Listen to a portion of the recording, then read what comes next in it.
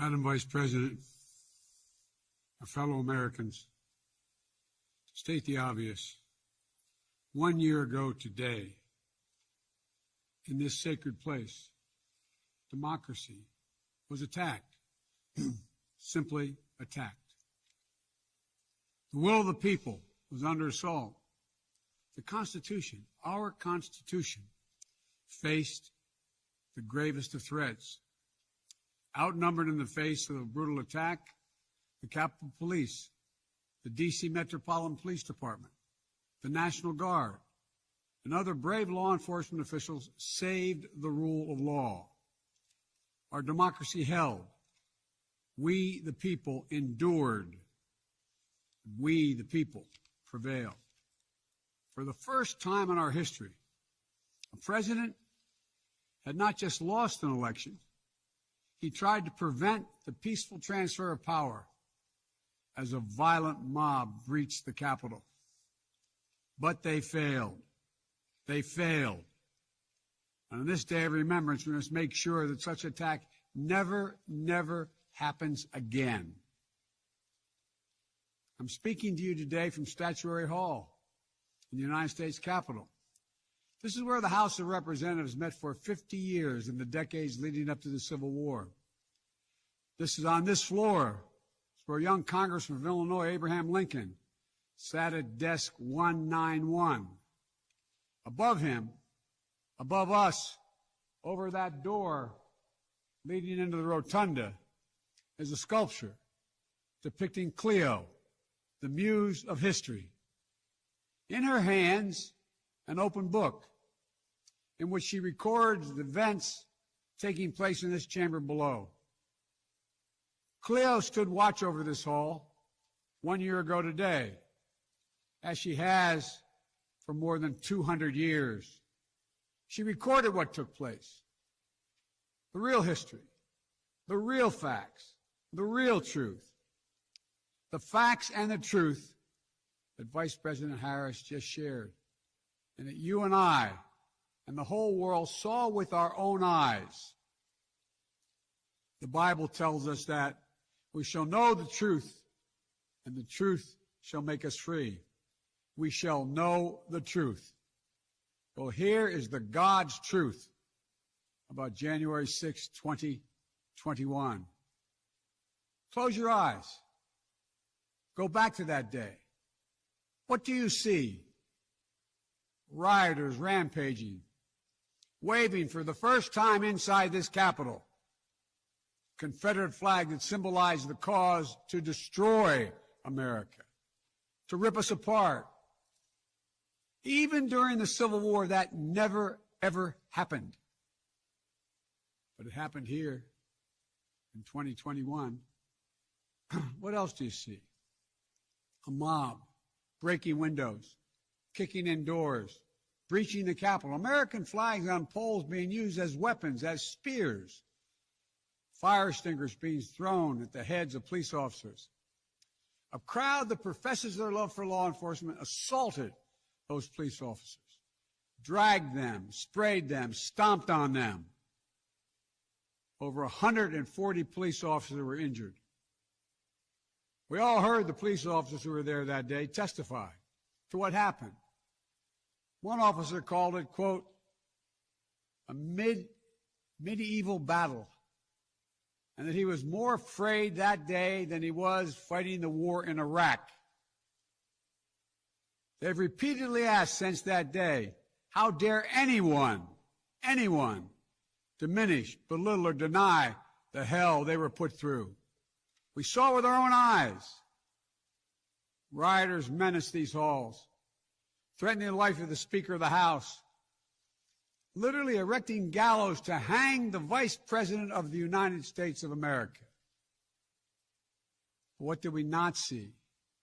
We didn't see a former president who had just rallied the mob to attack, sitting in the private dining room off the Oval Office in the White House, watching it all on television and doing nothing for hours as police were assaulted, lives at risk, the nation's capital under siege. This wasn't a group of tourists. This was an armed insurrection. They weren't looking to uphold the will of the people. They were looking to deny the will of the people. They weren't looking to uphold a free and fair election. They were looking to overturn one. They were looking to save the cause of America. They were looking to subvert the Constitution. This isn't about being bogged down in the past. It's about making sure the past isn't buried. That's the only way forward. That's what great nations do. They don't bury the truth. They face up to it. Sounds like hyperbole, but that's the truth. They face up to it. We are a great nation. My fellow Americans, in life there's truth, and tragically there are lies. Lies conceived and spread for profit and power. We must be absolutely clear about what is true and what is a lie. And here's the truth. The former President of the United States of America has created and spread a web of lies about the 2020 election. He's done so because he values power over principle, because he sees his own interest as more important than his country's interest, than America's interest, and because his bruised ego matters more to him than our democracy or our Constitution. He can't accept he lost, even though that's what 93 United States senators, his own attorney general, his own vice president, governors and state officials in every battleground state have all said. He lost. That's what 81 million of you did as you voted for a new way forward. He has done what no president in American history, the history of this country, has ever done. He refused to accept the results of an election and the will of the American people. Well, some courageous men and women in the Republican Party are standing against it, trying to uphold the principle of that party. Too many others are transforming that party into something else. They seem no longer to want to be the party of Lincoln, Eisenhower, Reagan, the Bushes. But whatever my other disagreements are with Republicans who support the rule of law and not the rule of a single man, I will always seek to work together with them to find shared solutions where possible. Because if we have a shared belief in democracy, then anything is possible. Anything. And so at this moment, we must decide, what kind of nation are we going to be? Are we going to be a nation that accepts political violence as a norm? Are we going to be a nation where we allow partisan election officials to overturn the legally expressed will of the people? Are we going to be a nation that lives not by the light of the truth, but in the shadow of lies? We cannot allow ourselves to be that kind of nation. The way forward is to recognize the truth and to live by it. The big lie being told by the former president and many Republicans who fear his wrath is that the insurrection in this country actually took place on Election Day, November 3rd, 2020. Think about that. Is that what you thought? Is that what you thought when you voted that day?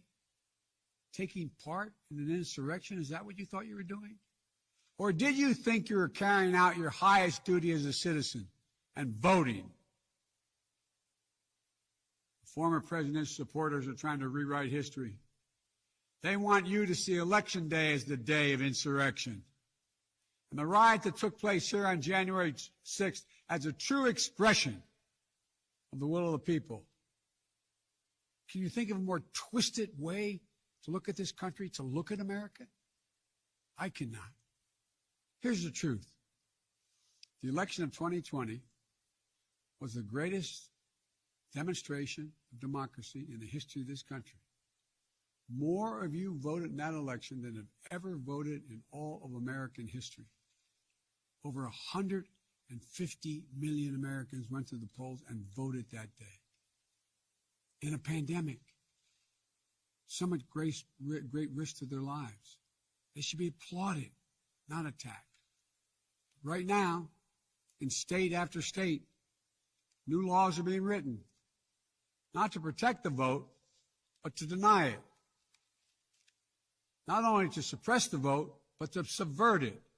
Not to strengthen and protect our democracy, but because the former president lost, instead of looking at the election results from 2020 and saying they need new ideas or better ideas to win more votes, the former president and his supporters have decided the only way for them to win is to suppress your vote and subvert our elections. It's wrong. It's undemocratic. And frankly, it's un-American.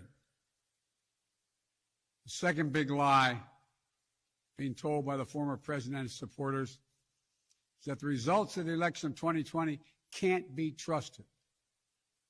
The truth is that no election in American history has been more closely scrutinized or more carefully counted.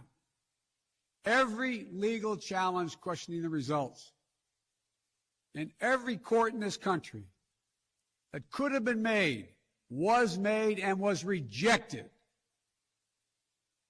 Often rejected by Republican-appointed judges, including judges appointed by the former president himself, from state courts to the United States Supreme Court. Recounts were undertaken in state after state. Georgia counted its results 3 times, with 1 recount by hand. Phony partisan audits were undertaken long after the election in several states. None changed the results. And in some of them, the irony is the margin of victory actually grew slightly. So let's speak plainly about what happened in 2020. Even before the first ballot was cast, the former president was preemptively sowing doubt about the election results. He built his lie over months. It wasn't based on any facts. He was just looking for an excuse, a pretext, to cover for the truth. He's not just a former president. He's a defeated former president. Defeated by a margin of over 7 million of your votes in a full and free and fair election. There is simply zero proof the election results are inaccurate. In fact, in every venue where evidence had to be produced, an oath to tell the truth had to be taken, the former president failed to make his case. Just think about this. The former president and his supporters have never been able to explain how they accept as accurate the other election results that took place on November 3rd. The elections for governor, United States Senate, House of Representatives. Elections which they closed the gap in the House. They challenged none of that. President's name was first. Then we went down the line. Governors, senators, House of Representatives.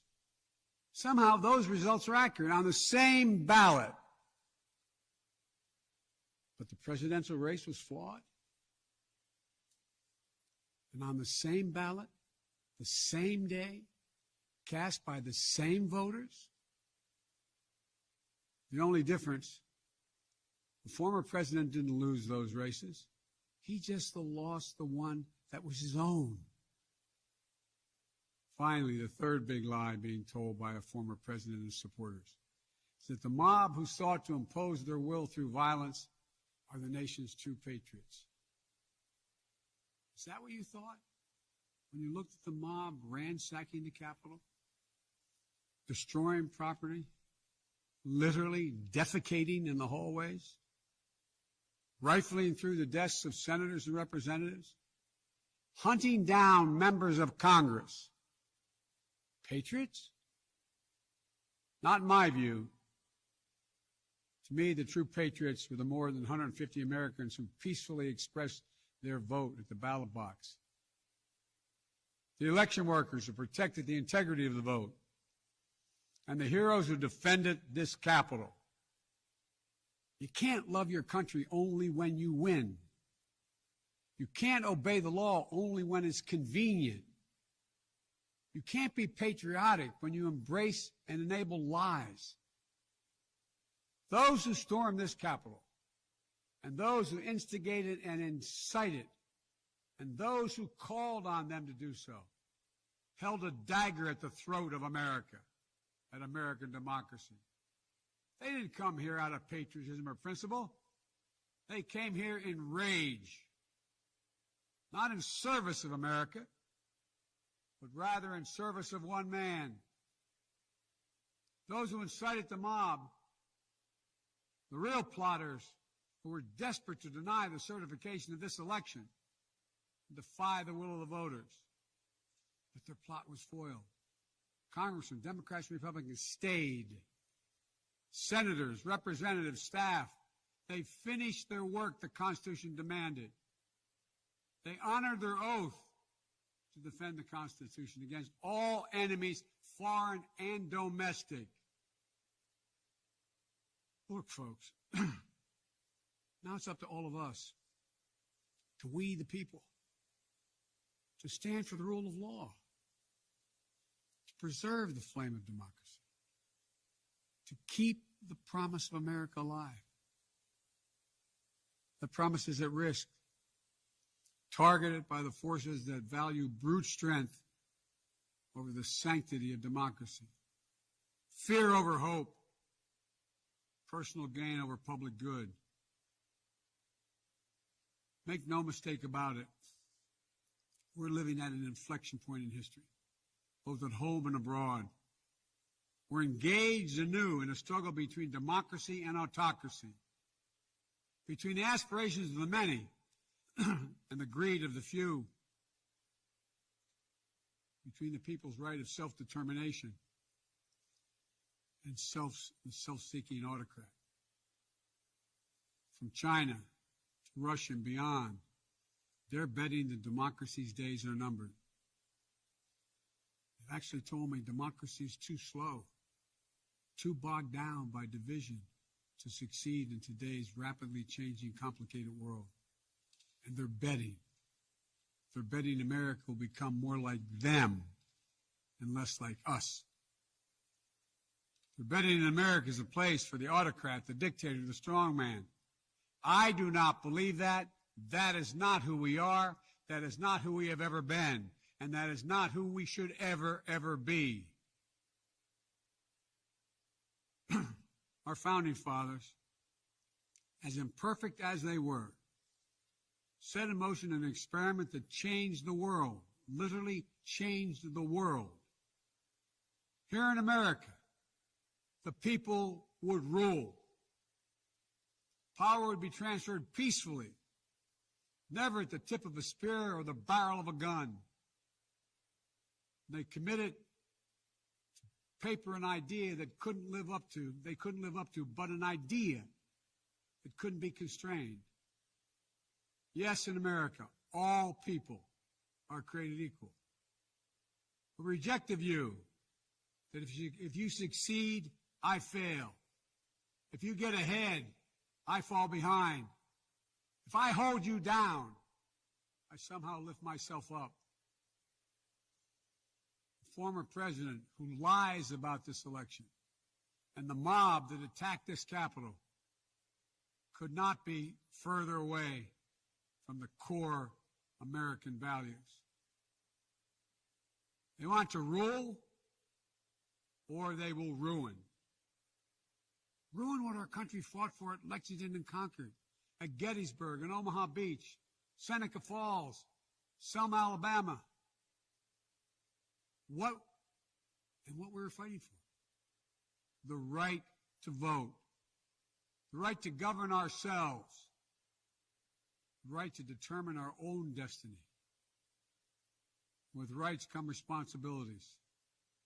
The responsibility to see each other as neighbors, Maybe we disagree with that neighbor, but they're not an adversary. Responsibility to accept defeat. Then get back in the arena and try again the next time to make your case. Responsibility to see that America is an idea. An idea requires vigilant stewardship. As we stand here today, 1 year since January 6, 2021, the lies that drove the anger and madness we saw in this place, they have not abated. So we have to be firm, resolute, and unyielding in our defense of the right to vote and to have that vote counted. Some have already made the ultimate sacrifice in this sacred effort. Jill and I have mourned police officers in this Capitol Rotunda not once but twice in the wake of January 6th. Once to honor Officer Brian Sicknick, who lost his life the day after the attack, and the second time to honor Officer Billy Evans, who lost his life defending this Capitol as well. We think about the others who lost their lives and were injured, and everyone living with the trauma of that day, from those defending this Capitol, to members of Congress in both parties and their staffs, to reporters, cafeteria workers, custodial workers, and their families. Don't kid yourself.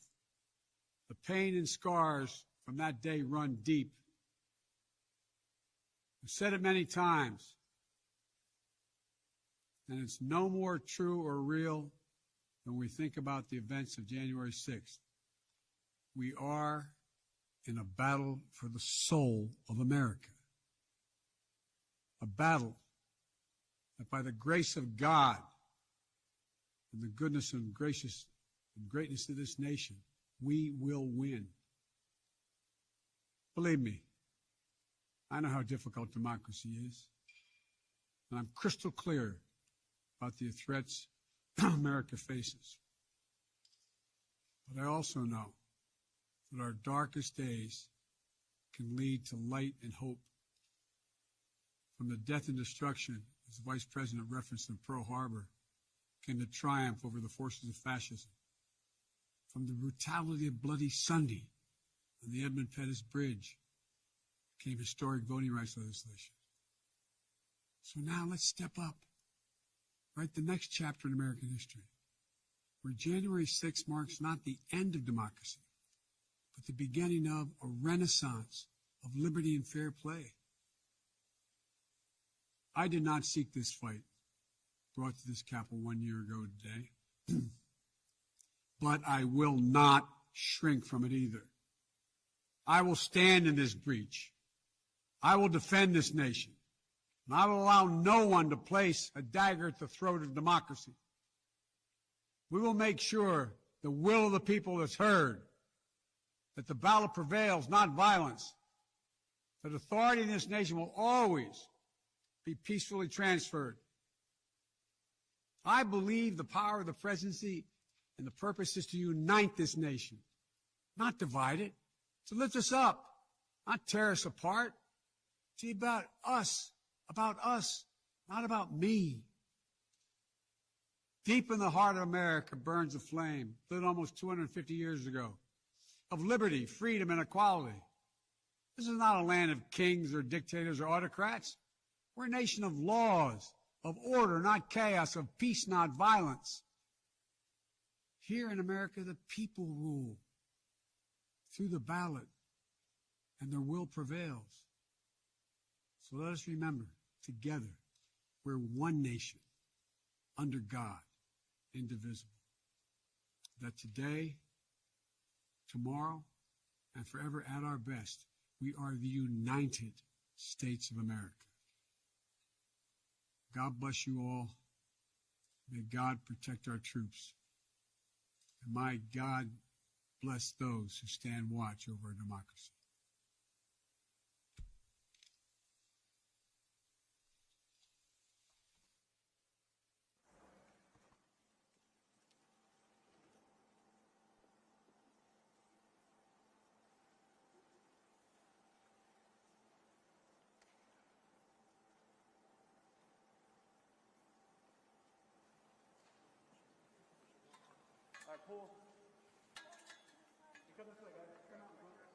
Sir, yes, sir.